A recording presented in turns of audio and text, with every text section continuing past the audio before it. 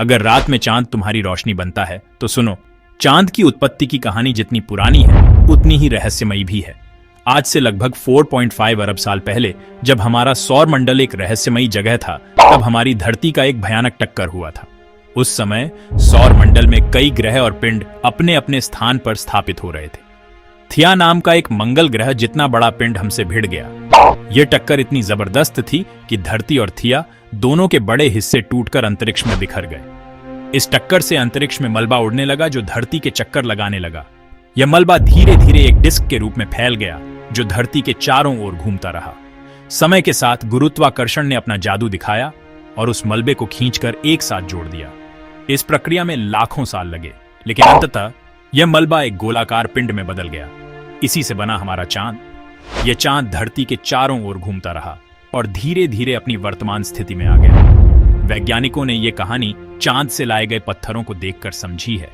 इन पत्थरों का अध्ययन करके उन्होंने चांद की उत्पत्ति और उसकी संरचना के बारे में महत्वपूर्ण जानकारियां प्राप्त की हैं। इन पत्थरों में ऐसे केमिकल मिले हैं जो धरती और थिया से मिलते हैं।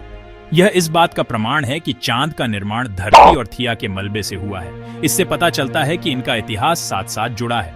धरती और चांद का यह संबंध हमें उनके अतीत की कहानी बताता है। और चांद पर जो गड्ढे दिखते हैं, ये गड्ढे चांद की सतह पर हुए पुराने एस्टेरॉयड और धूमकेतुओं की टक्करों के निशान हैं। वो पुराने एस्टेरॉयड और धूमकेतुओं की टक्करों के निशान हैं।